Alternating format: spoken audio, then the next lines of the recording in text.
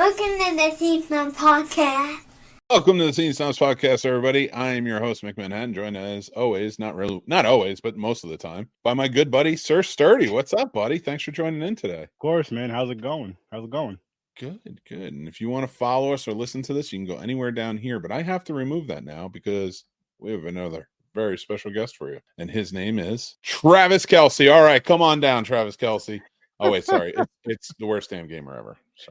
It's funny. For a second, my heart dropped. I thought I was off. I was like, wait, I thought he said I could come on. I just hopped on. Like, all right. This is Taylor Swift's new boyfriend, Chris. Chris, tell everybody, what is Taylor Swift like? She's great, but something tells me I'm going to have the same fate as everybody else. She's going to drive me insane and make me write a love song, hoping, praying she comes back and crying about it on social media for the next year. Now, what do you think her love song will say about you? I can't say that on the air. It's my volatile Puerto Rican man. That's gonna be the name of her song. Oh shit! It's better than her song for me. Sad old fat white guy who I didn't date and just want to sing a song about because I saw him on a stream. Wow. My boyfriend's pedo mustache is better than your face. That's the song she's gonna sing about me. That mustache is wild. Jesus. Well, wild. That mustache is wild. He's back with you guys for that. Defining mustache. You should talk. You've got a good mustache, sir. Wait, you talking to me or Sturdy? Sturdy, not you. You have a goatee. It's like I gotta like shave mine to make it right, and it's gappy and stuff. I gotta use a little Just for Men in some spots to feel like a real man, you know. Oh yeah. After you cut your hair off, just tape it down there. Glue it all. Speaking of which, though, you will be shaving this week. It looks like it. I had to put that one up just because you're there. As we have our Casters for a Cause charity script reading is presented by the Scene Snobs and Horror Sir Sturdy podcast. We are reading Friday the 13th, the first one. We're going to be playing our games. We're going to have prizes. We're going to be doing the whole nine. If you didn't see our weird, crazy Blood Lake read a few weeks ago, it's going to be worth it to join in. We got some great faces and names joining in with us, and Chris is one of them. He is. That's right. That was funny. That was a Wilson moment. I know, neighbor. And I'm going to post right now. I'll share it in the comments, guys, but you can find it all over our social medias and more is the link to go and donate. It is open all month long until the 31st. So please feel free to jump in there and donate. Yeah, we're almost at the thing, guys. That's awesome. What are we at now? We're at 245. Our goal is 500. That's love beautiful. It. And Wize is here. What's up, Wize? What are you doing, Wize? You want to come on? What's up? I'm hanging out. I'm doing an episode because I don't know if my internet's going to give out at any moment. There you go. They're servicing the area. So I was supposed to have a guest on, and I told him, I'm like, listen, I don't know, because it's not like a you guys type of guest, and that's not a racial thing. So shut up. I know you guys. It's I can ask you guys and hang out. Sturdy's basically a host of the show anyway. Sure. Sturdy's just like, dude, I just want to play video games and not talk to you. Why are you doing this? No, that's worse, Dan. Not me. I want to watch horror and not talk to you guys. He wants to play games. Well, what have you watched so far? Let's start there. Let's go with the where we're at with Halloween. Sturdy, you watched a lot. Yeah. I did, and I dropped my Halloween video earlier. I watched that Spirit Halloween movie. Ooh, been wanting to see that. Okay. It's decent. If you have children, watch it with your kids. I'll say maybe around. No, it's not that bad of a movie. I'm just saying it's like that age range to where I can see some kids grasping onto this movie and liking it forever, like we do for some horror, some like how we do for Goosebumps or stuff like that, and just liking it down the road. If it catches the right kid at the right time, the right age, all that shit. But I think a handful of kids will really enjoy that. But it wasn't bad. I liked it. It wasn't bad. I thought it was a fun, again, I don't want to say it's a kid's movie. It works. I'm not Sturdy, all right, man, Chris. You're allowed to watch the movie without feeling weird. You don't have to watch it with just your kids. He's a stepdad. He knows too. Oh no, you can watch it by yourself happily, and you leave the windows open. And you leave the blinds open so everybody knows you're watching that not child's movie with children in it. I did. No. I say that though because I'm I'm always big on kids getting into horror, and I know parents are different when it comes to letting their kids watch certain movies, and this is one that they can feel comfortable letting them watch. Yeah, I can't watch movies with the screens open anymore, the blinds open. Last time I did that, my neighbors started waving at me weirdly. I couldn't remember what movie I was watching, but I'm sure they were probably turned on. Because you were in a robe, open, I'm sure. Oh man, we got another guest joining in tonight. This is like a Mick at night, not a regular Scene Snobs podcast, but the man is here. Wize, what's going on, brother? Welcome on. Welcome. Hey, what's going on, guys? How y'all doing tonight? What's happening, brother? Do you know Sturdy and do you know Chris? No. Well, Sturdy, Chris, Wize, all meet each other. Congratulations, you've all met awesome people. Nice. There you go. That's the best way to do it. I know he was on the casters a couple times, and we were just on different parts of those casters. Well, Wize, what are you doing Friday? Well, now on the same time. Friday this week I can't. Actually, my aunt services this week, so. Oh man, I'm sorry about that. Yeah, sorry for your loss, but we get it, man. And you're always amazing with the Casters for a Cause. How much help you put in, so we always appreciate everything you do. And go check out every one of their shows, all their channels. If you're not following them, I will make sure to link everybody else because I did not know Chris and Wize are going to join, but they will be there. So make sure to go check that out if you're watching or listening. But Sturdy, it might be my old guests information, so I'll add Sir Sturdy on there too. There you go. I love it though. But so guys, I had planned and I wanted to bring up to you, but before we get to that, I want to ask you guys one question. Like, we were talking about Halloween and getting into that whole idea of it. What are some Halloween movies that people push that you cannot stand? Like, you're just like, why is this a thing? Why do people like it? I'll go first to start it off, and I know it's right up there with The Sound of Music. I know what I'm going to catch for this. Oh, so he's going to love it. That means he loves it, guys. No, I don't. I've never been a fan of this movie at all, and I don't understand why people are so gung-ho about it. I get why people may like it because of the whole Halloween aspect, but it's Hocus Pocus. Oh, you know what? And that's what I was thinking. That's what I thought you might say. That's what I was thinking for myself to say was Hocus Pocus. Like, it was cute and cool when we were kids, but now it's just like, was it really that good? I wouldn't mind that being done with an adult tone behind it. It kind of was with this, and I'm not gonna lie, I thought the second one was better than the first. Mm-hmm. You know, kids were more realistic in the second one than they were in the first one, and I was that age at that time. I was like, this isn't real. First of all, that guy's not taking my sneakers. I'm going to throw him against a gravestone. I may lose, but he's getting hurt. So watching movies like that, but I love to hear what you guys think. What are some other Halloween or specials? We can go movies, TV shows, special. Yeah, mine is definitely Hocus Pocus. The ones that stand out there because it's just, I don't know what it is and why people get so excited about it. It's like the pumpkin spice of the season, which is also terrible. I fucking love pumpkin spice. Well, Mick, I mean, I know a lot of the Caucasians love pumpkin spice.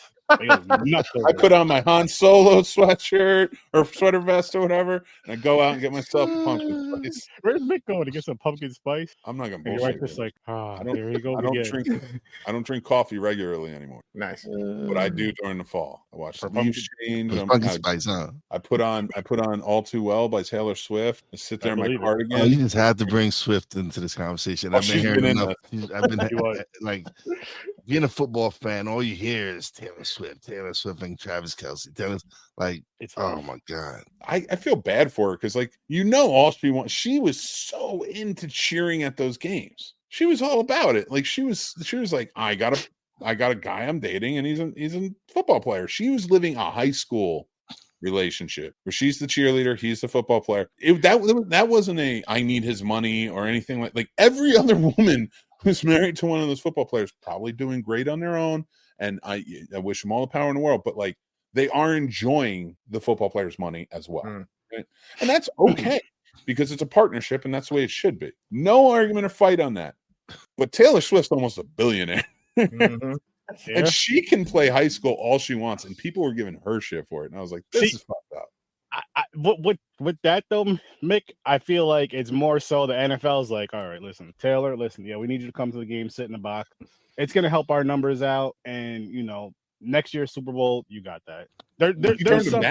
There's some deals there though, because it's like as much as they showed her, that was crazy. And then I'm not mad at it though. For as far as his jersey sales going up 400%, people just going. That's what I was gonna say. I feel like that's the administration's ploy. Is like, listen, we need him to play well. Come and support him. We need fans to start buying merch. Start coming to. Go ahead.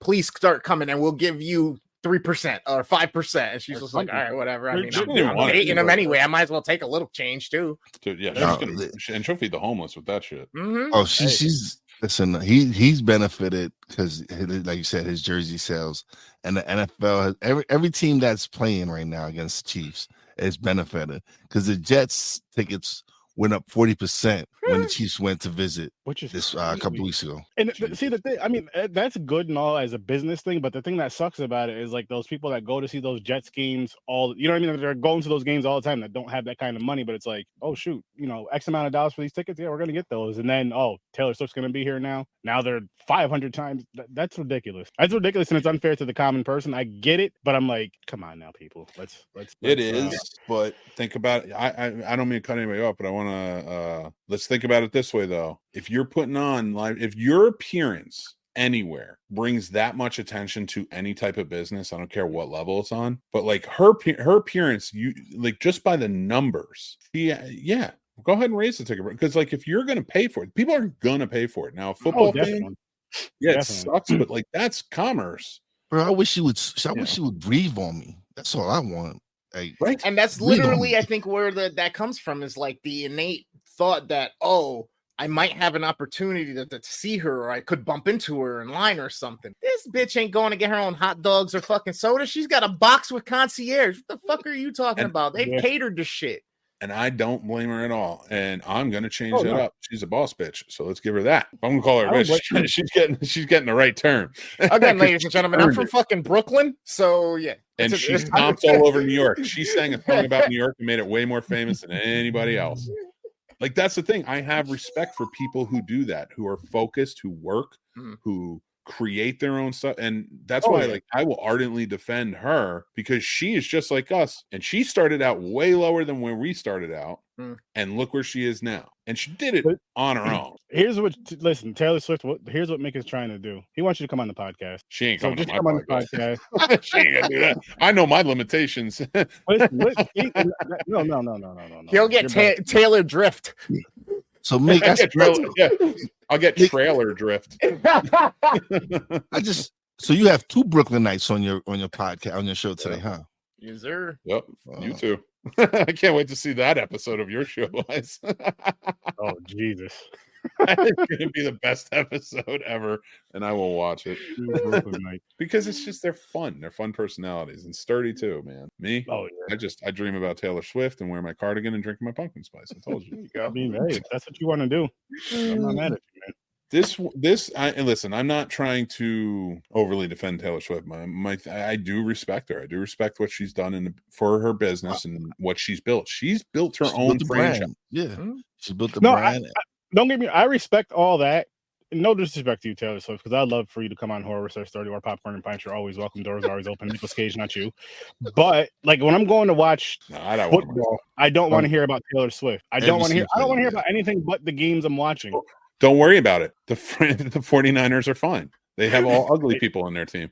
We're there for the sweaty dudes fighting over a little ball, okay? The 49ers are 5-0, and we just smoked the Cowboys. That's all I got to say. This is where the season turns. That's not saying much. That's not saying much. Michael Parsons, again, you didn't do anything. You ran your mouth to my Niners, and your stats show nothing again. Just sit down, please. Just sit down. I do got to interject something, though. Mm-hmm. Y'all haven't won anything just as long as the Dallas Cowboys, though. It's true. Yes, but we're a hell of a lot closer.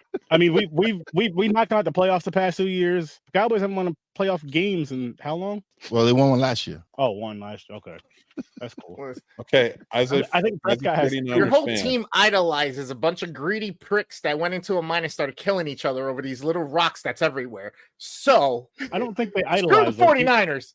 I don't think my team knows who those people are. And that's why Taylor Swift won't date them. They're not. She'll date somebody on the Chiefs. Oh my God! Could you imagine? Oh God! But it's name's funny. Going to be changed. It's funny his whole look now, right? Because before he had he looked, and now he looks like a state trooper. Like when you look at Travis Kelce, he looks like a state trooper. He does look like the guy who turns his body cam off. Wow. He went from being invited to the barbecue to people just no. You can't until you get rid of that damn mustache. In fairness, he's not invited to the barbecues when he started dropping passes too. Oh, I'm not going to get the point. Don't blame it on the potato salad now. That I mean, dropping passes, that happens with that mustache. Maybe on the 49ers. Every team. Maybe it has something to do with Taylor's poom poom. Who knows? It's probably bedazzled in magic. Yeah. like it's just a talent that just comes. I'm just getting weird. It's getting weird. I always forget if she does Shake It Off or not. Does she do Shake It Off, or does Katy Perry do Shake It Off? She does Shake It Off. She does Shake It Off, and every time she sings that song, so much talent falls off, another pop star is born. Wow. But Travis Kelce, every time he shakes it off, cool, he needs to shave it off. That's what she needs to sing. Tell him to shave that shit off. Your tight end's going to get my foot in its ass. That's what her next song is going to be. Well, that's her next album. That's her next album. If they ever break up, No, her next album is titled "Forget About It, Chief." Yeah. Oh, there you go. Snap. You can't handle this. Listen, as somebody who did go to her concert this summer, I will say this: it is probably the best concert I've ever been to, and I'm just saying that from a live production standpoint. Like, it is. You're not the only one who said that. Someone else said that. Forgot his name. He's a comedian, but he said that was one of the greatest concerts he ever went to. There was never a point where you're not. Like, even when I was sitting there for like 3 hours by myself because my wife is off doing the geek thing with other Taylor Swift fans and buying stuff, I'm just sitting there, nobody's around, but she still had music videos playing, short films, talking. She actually did interviews to put on. So you could be there for 8 hours and there's always something. Nice. You're never not entertained in some way. So thank God, because I hate fucking going to football games because my legs just don't fit. But I could sit there for 8 hours and at least just something always happening. Like, I'm never bored, just staring at a screen. So I give him credit. But so you wanted to go back to pick the movies? I did. I want to actually. I got mine. Halloween 3. You don't like it? No. Oh, I love that movie. I hate Halloween 3. Now, do you not like it as a movie or as a Halloween? I just don't like it. It's just not Michael Myers to me. It's not. I don't care about. It just made no sense. Like growing up, I was like, "Where's Michael Myers at?" And it just just didn't do anything for me. Well, if it wasn't a Halloween movie, if it wasn't in that franchise, do you think as a movie you'd like it? Yes, but they can't call it Halloween. Yeah, I honestly think at this point, just retcon it and call it something else. Yeah, you can't call it Halloween because Michael Myers is Halloween, or at least call it like they did with Spiral and just call it Season of the Witch, a Halloween film. Exactly. Something. Yeah. What do you think about that, Sturdy? Do you think changing titles after 40 years works to do something like that? Or do it with the remake. If they do a remake of it, make it an anthology. But see, with that one though, Halloween 3, I used to hate that movie until someone told me to watch it as like a standalone. And then when I learned about the whole how they wanted to do Halloween as like an anthology franchise, which every year would be a different Halloween story, but Michael was so popular, I think the studios wanted to bring it back after part 1, because he was going to do 1 and then a different story every time. So that's why 3 was made the way it was. Didn't do great, but I hated it too because I remember renting it as a kid. I'm like, this makes no sense. Where the hell's Michael? Besides when you see him on TV walking down the stairs or something. And I was mad as hell until maybe 10 years ago, or probably more than that now. But now maybe I might sit down and rewatch it now to look at it from your point of view. But to me, it's just because originally it was supposed to be an anthology franchise, so I would say go in it with that mindset of it, not even watch it as a standalone. and you might still hate it, but you might like it. At least you look. If you do hate it, you'll hate it for itself, not because it was connected to that franchise. You know, Chris, what do you think about it? What, the Halloween 3 franchise or that part of the franchise? Just that one, yeah. Yeah, I'll be honest with you. I've seen it probably 2 or 3 times in my whole 38-year existence, and I don't remember it. That's how memorable it is. Yeah, that's fair. I love it. Just don't remember it. Again, though, if they named it something different, I might give it a chance just for the season type deal. Like if I'm scrolling through on a streaming platform and I saw it, if the cover seemed appealing enough and I'm kind of in the mood and I'm kind of need a break from the usual shit that I'm watching, then I might pick it just to be like, all right, what's this about type deal. You know what I mean? Mm-hmm. Yeah. What's a movie for you that, a Halloween type of movie that you were like, it could be gone forever, I'll be good? It's tough because my opinion's a little bit changed. Hocus Pocus was always one of those ones that I was on the bandwagon with just because people always, Hocus Pocus for Halloween. And I was just like, But Nightmare 2 was for the longest time until this last watch that I was like, all right, I can appreciate it a little bit more. You know what I mean? I can appreciate it. But yeah, that and part 3 of Halloween. Other than that, I can't really think of anything off the top of my head. I'm sure there's something out there, but I can't think of it right now. Well, the cool part about it is we were talking about coming up. This came out of Spirit Halloween and like where that came about. And we talked about Goosebumps. Did you know the new Goosebumps series starts this Friday? Oh, that's fantastic. Oh, sweet. Oh, yeah, a Goosebumps series new one coming out? Yeah, on Disney Plus. So that might be nice. It might be cool to update it a little bit. I didn't mind the movies as much. A lot of people complained about them. I thought they were good, like, again, not kids movies, but like good for the family. I differentiate kids versus movies. Yeah, like Air Bud is a kids movie. Yes. But like Goonies is a family movie. I love Goonies. That's another thing. Like, why can we love? Is it because we were kids when it came out? Can we love Goonies, so unapologetically? But then it comes into like something like Spirit Halloween or whatnot, and we just were like, I don't know, it's good for kids, I guess. Like we don't seem to fall in love with them again. You know what it is? I mean, one, yes, because of the age. But 2, Goonies is just a better movie. It's a better movie, has a better story. Like the Spirit Halloween movie could have been better. It could have been a hell of a lot better. It could have been a hell of a lot scarier. I feel like it was kind of like once the kids got into the store, it felt kind of rushed with some things. I thought they could have taken their time, like really had them going through certain things through all that whole when the spirit or whatever is taking over the things.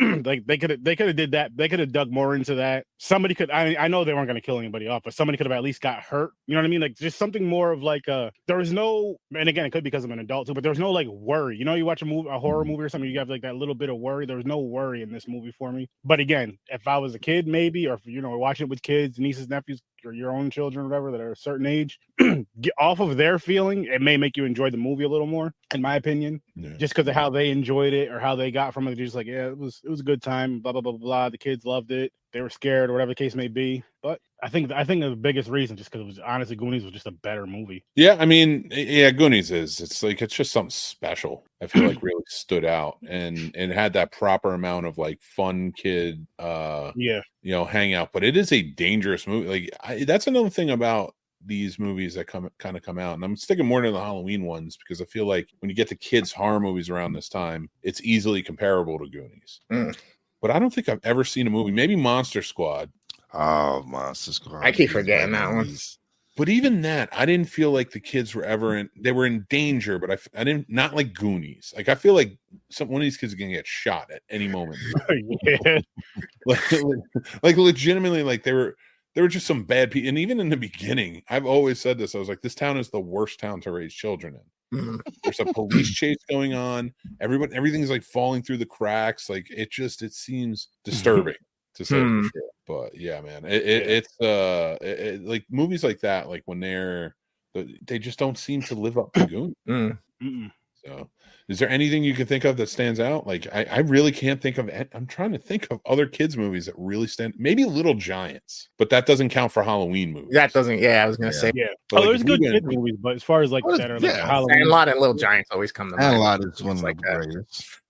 Sandlot. The Sandlot. Yeah. Sandlot's probably bigger. I don't know. Wow, that'd be a good comparison. That'd be a good popcorn and pints sturdy. Sandlot versus we did Sandlot recently though. Oh, did you? Okay, because I would say the Sandlot versus the Goonies.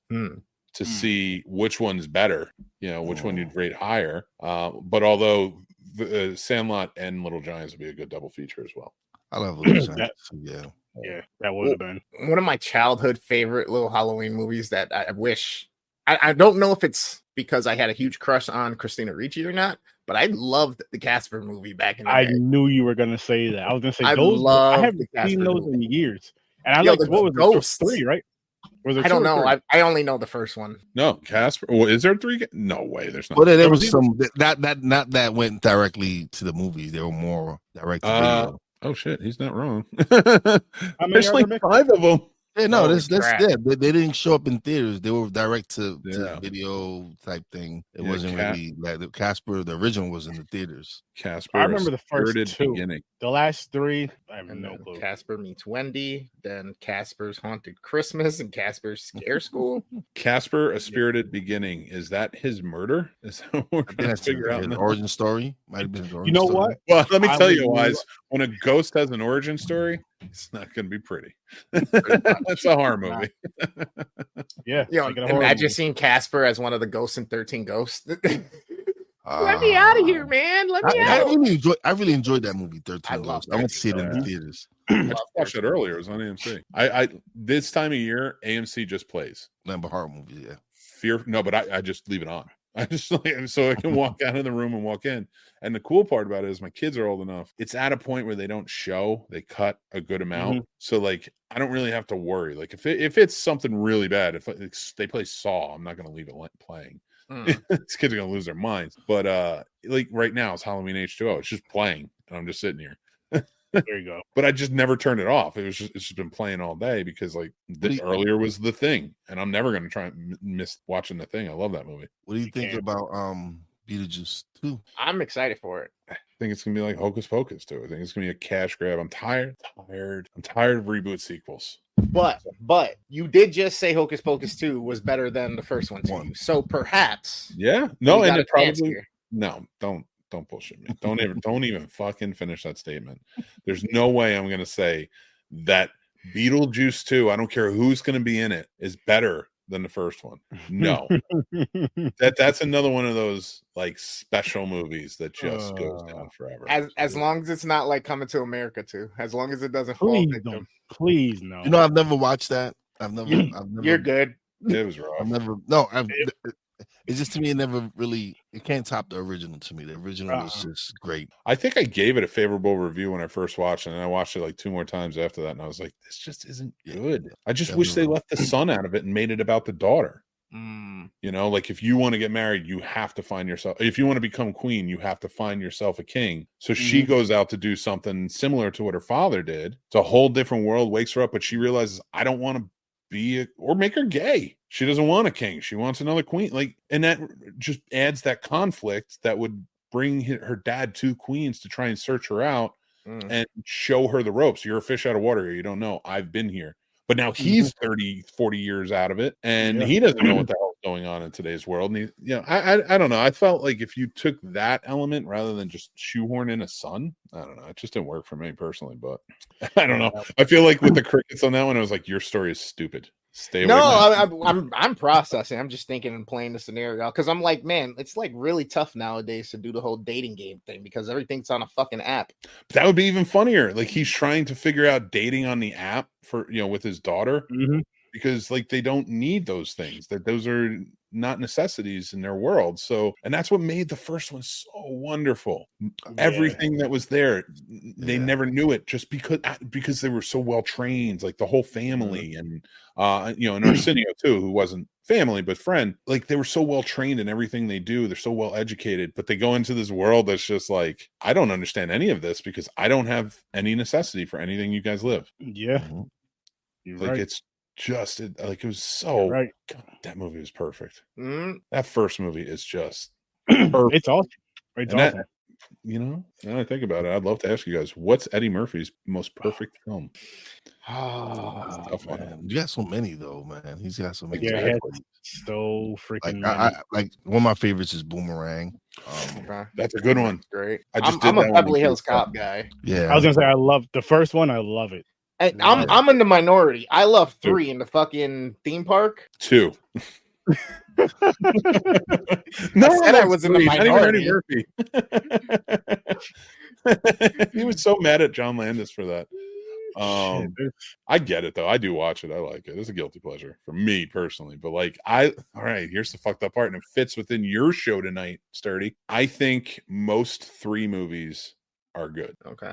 I think if you go through and you think about the third in any series, most of 3 is fixing upon what the problems were with 2. It's hilarious because earlier today I was in the kitchen grabbing some water, and I was like, as I keep watching these, the Fridays and the Nightmare on Elm Streets, I really start to see how they start to try to fix certain things and plot holes, and they try to tie things together. And it's like, now we have, from this point on, we have 4, 5, 6 other movies to come later that now they get to mold to almost that like perfect line, you know what I mean? So I literally understand what that. It's crazy that I had that same notion earlier today. It's fucking dope. Well, even the idea of a sequel though, early on in like the late 70s, early 80s, like that didn't exist. Like you had sequels, don't get me wrong, but they were never truly like connected somewhere. And of course there's always exceptions to the rule. Anybody's listening or watching, that maybe I'm not thinking of at the moment, but for the most part, sequels really got ushered in because of horror, like to the overabundance franchise portion of it. Like, oh, we can make this many movies and make a ton of money. Yeah, absolutely. Because even like a lot of those movies that had like 2s and 3s that weren't, they were like action movies or whatever else. After the horror movies were doing well, that's when you started seeing like Beverly Hills Cop 2 and Another 48 Hours. Those were like 6 years apart. Texas Chainsaw Massacre 2 came out 15 years after the original. Yeah, and now people are kind of, I think, molded to the notion of the Marvel kind of standard of making sure you're thinking forward ahead enough so that you can have certain substance to keep going. So now they're really making sure that lines add up, characters kind of have certain play off each other or whatnot, or at least room to be able to be a sequel, not just writing something to be the end all and then waiting for a reception of it at the box office or in people's minds to then be like, okay, the studio's gonna give us more money, we gotta figure out a sequel now. You know what I mean?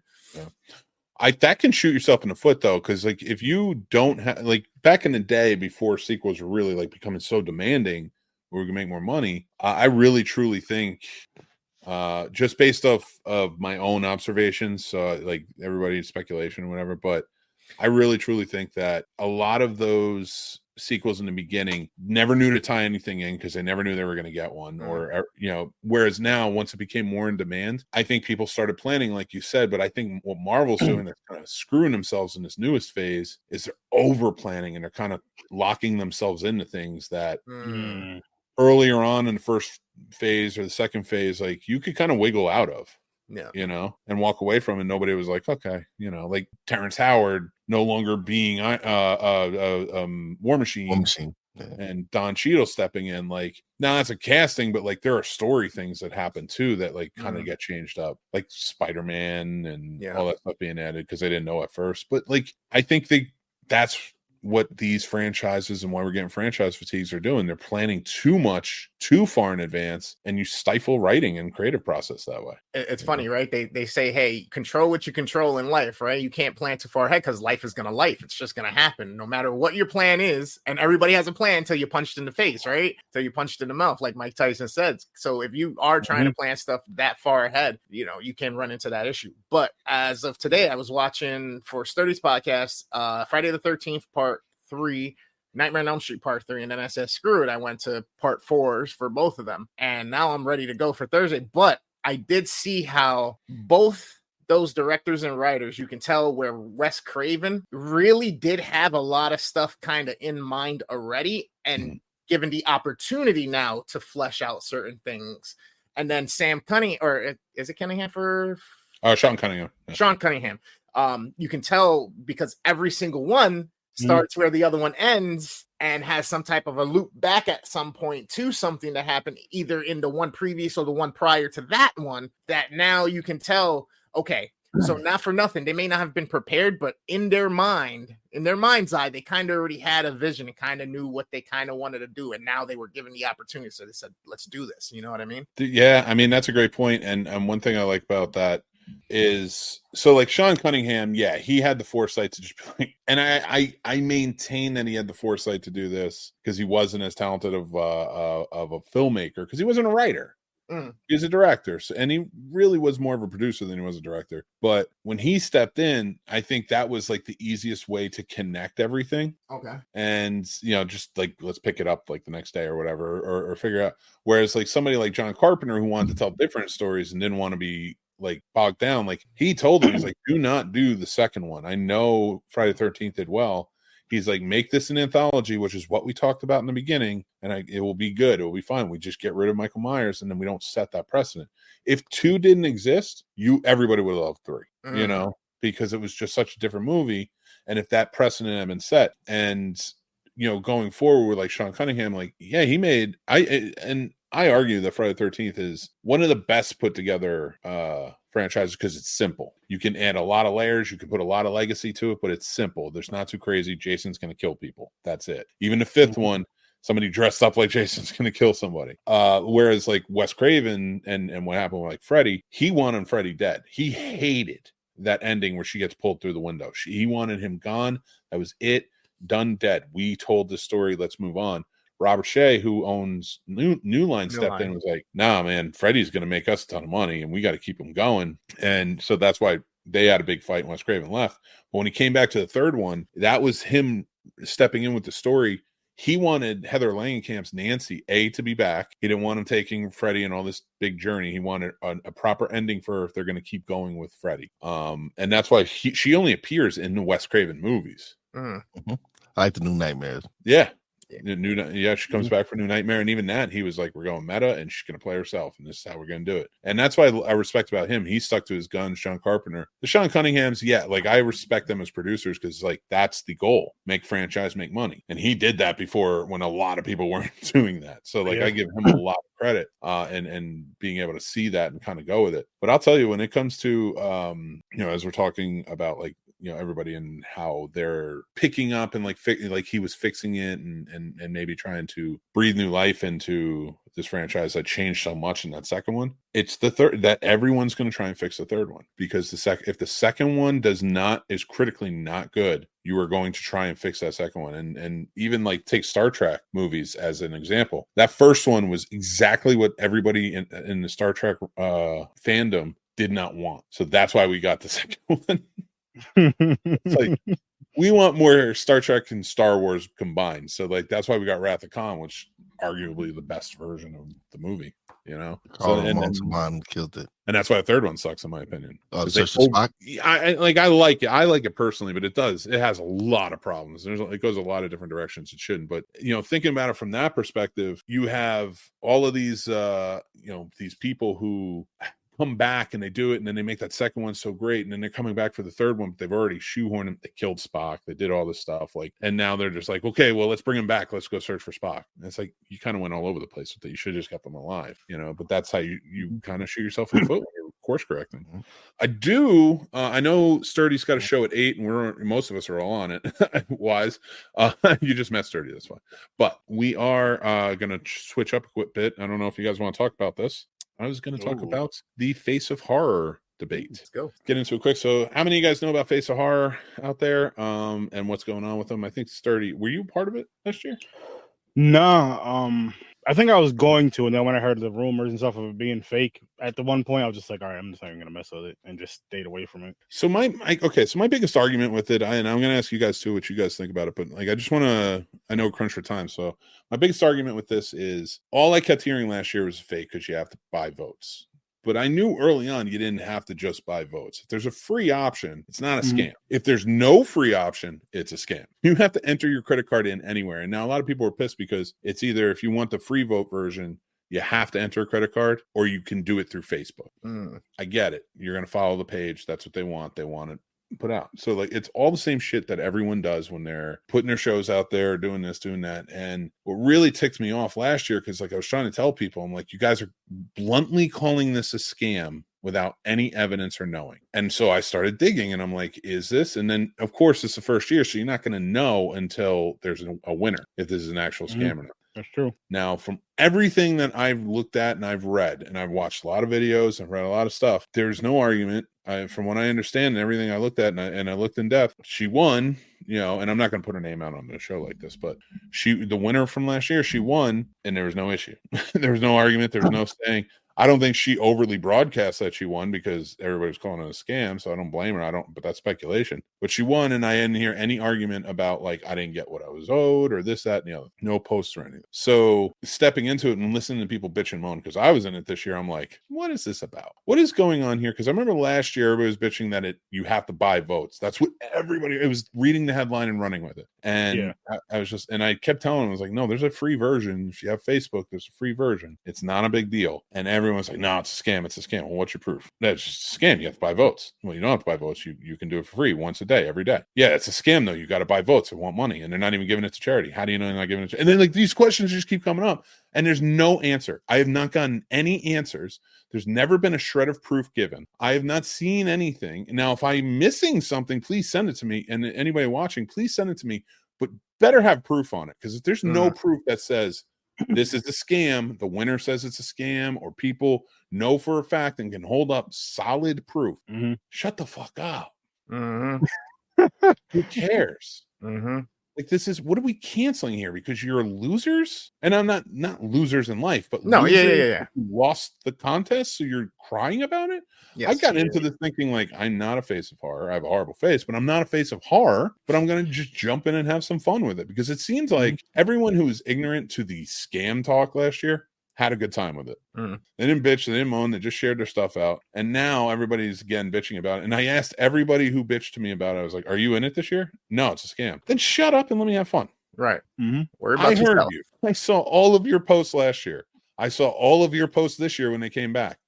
Because I have never met a con man in my life who's so good that when you say, and the entire internet collectively of losers who are mad that they didn't win, now I'm calling them are mad that they didn't win, are bitching that it's a scam. And it's just like there's YouTube video after YouTube video about how it's a scam. And they talk to all the contestants and they know how it's a scam, but there's no evidence to just say how it's a scam. All of this shit that I've seen, and not one. And this guy brings it back. Right. He doesn't rebrand it and call it something else. Like, if he brings it back for exactly what it is, and Kane Hodder comes back, you don't think Kane Hodder heard that it was a scam?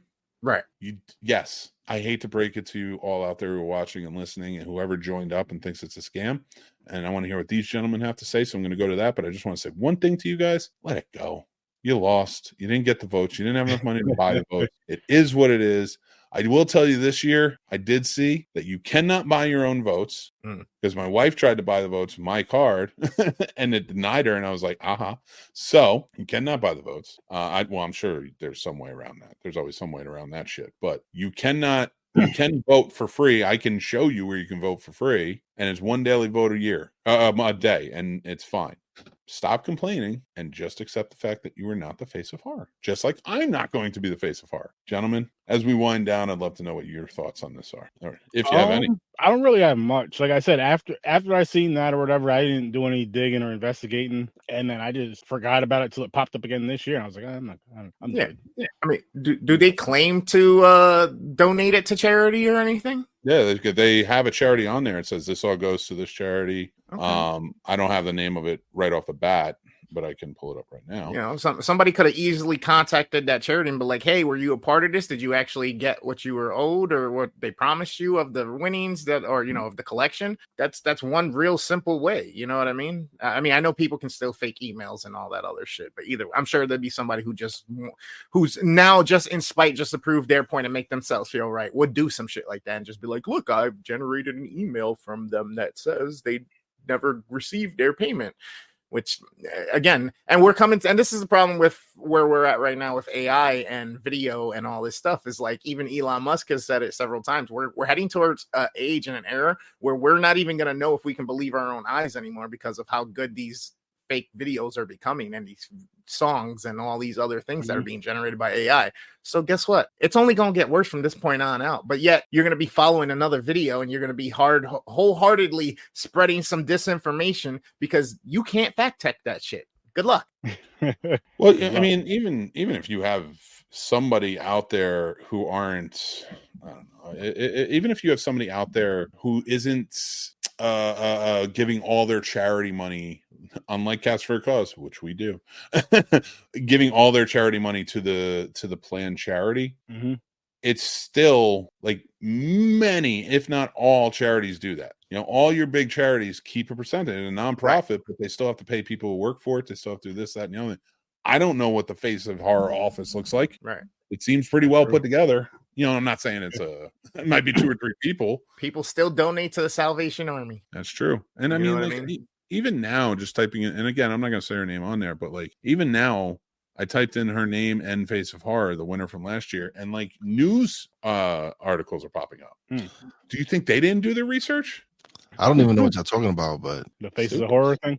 Yeah, it's yeah, I'll pull it up so you guys can see it. And then I'm going to switch gears to the final segment because I know, Sturdy, you got a show at 8, and I don't want to keep you. Yeah, I got to go set up in a minute. So this is, and even Kane Hunter doing videos for it, you know, like, you know, this is the Face of Horror. You might have seen a bunch of it out on Facebook and whatnot, but, you know, so it's a contest.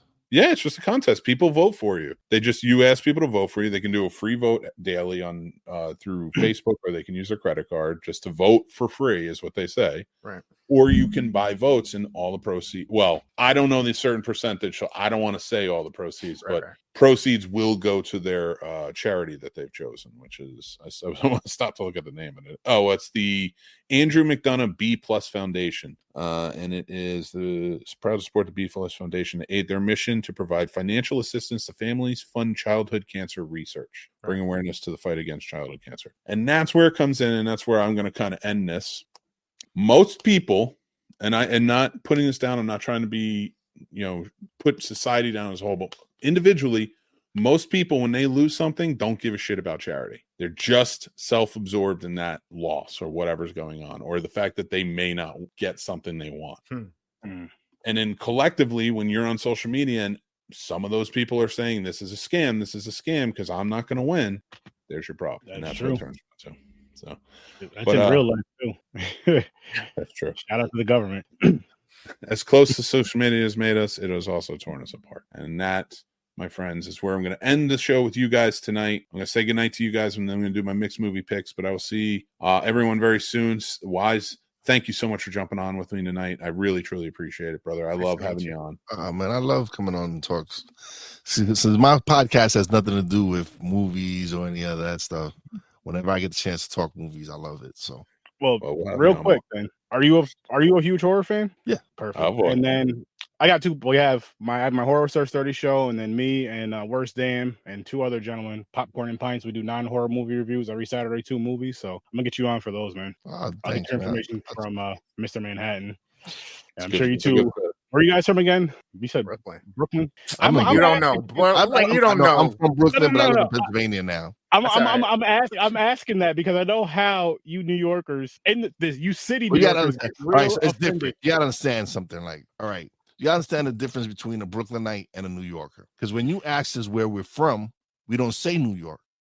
We say we're from Brooklyn, regardless. Whatever you say, when you ask us where we're from, we don't say we're from New York. It goes, we're from Brooklyn. And so that's the difference. That's like when you say New Yorkers, like we're Brooklynites. We're different. Yeah. And I got to see these 2 on a show, Mick, together. You're right. It's going to be amazing. We'll make it happen. I love it. But so yes, check out the Stuck in My Mind podcast with Wize, who's hosting. He's fantastic. If you're listening, it's linked already, but if you're watching live, it's not linked yet. It will be, though. Horror Search 30 podcast, we're going to be on there tonight talking about Nightmare on Elm Street Part 3 and Friday the 13th Part 3, because he's continuing his Freddy vs. Jason franchise rewatch, and we're having a good time with it. Then my buddy Chris here from the Worst Damn Gamer Ever, he puts on great streams, and you are going to have a lot of fun hanging out with him.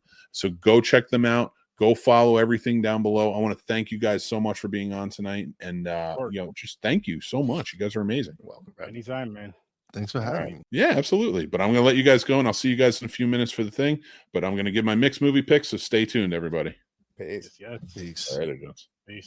All right, guys. So here it is, my Mix movie picks. That's right. I am super excited about this one. Oh, let me pop that up there so you see it. Mix movie picks, everybody. I'm back again with another episode. So thank you so much, whether you're watching this on the Scene Snobs, listen to us on the podcast, or you are watching this as a clip. Go check out the full show. It's fantastic. All right, everybody, let's get into it. So last week, my pick was from 1977, and that was Orca. Here we go. Orca. It's a good movie. Go check it out. It's a Jaws ripoff. It's weird. It's crazy. It goes all over the place. I did enjoy it though. But this week's pick is from the year 2002, and it actually wasn't voted on. It was written in, and it was written in with a furious fervor. And I went with it, and I ran with that one. And the person who wrote it in is probably not going to like my choice, but I'm going with it, and I'm standing by this one. This was a Hollywood video find. I saw straight to video sequel to a movie I really liked, John Carpenter movie. So when I saw it, I was like, all right, let me go in. I really like the guy who's starring in the movie. He's one of my favorites, being from Jersey. And that is this week's pick from 2002. That is Vampires Los Muertos, starring John Bon Jovi. That is right. Bon Jovi plays the character, the vampire hunter this time around. He is joined by his team. I think it's a fun movie. It's weird. It's out there. It's not as good as the original. Of course, John Carpenter's a genius, and that was fantastic. But I thought they did a good job. Like it wasn't, all the way out there, but it was a fun little vampire movie with a cool little vampire hunter, and you got to see John Bon Jovi in it. That's my pick for this week. It's from 2002, Vampires Los Muertos. Go check them out. I absolutely enjoyed this movie, and I would love for you guys to check that out as well. But these are the picks for next year. We got 4 years ready to go. You're going to pick on our Discord or over on our Snobs Nation Facebook group. Let me know the year, vote in the comments, and we will pick out a movie from it next year. So it's 1944, 1959, 1989, and 2004. That's right, everybody. Thank you guys so much again. I do want to remind you, this Friday, October 13th, we have Casters for a Cause charity script read of Friday the 13th, and all proceeds, 100% of them, with the exception of whatever GoFundMe fills out, is going to go straight to All for Lunch, which is an organization that wants to end school lunch debt, something we believe in, Sturdy and I. So we went with it, and I cannot wait. So it starts at 7 p.m. We have a great lineup of a cast for it. We have a lot of games, prizes, and there's audience participation in it. So please make sure to check it out. Remember, tonight I continue on with Sir Sturdy's episode. It's his Friday the 13th.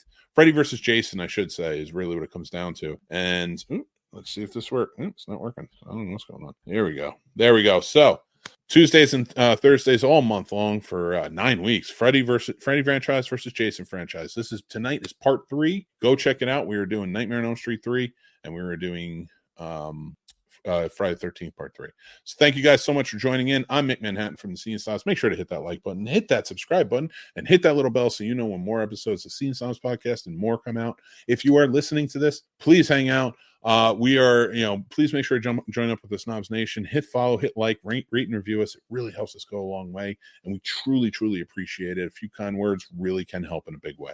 So thank you guys so much for hanging out with me tonight.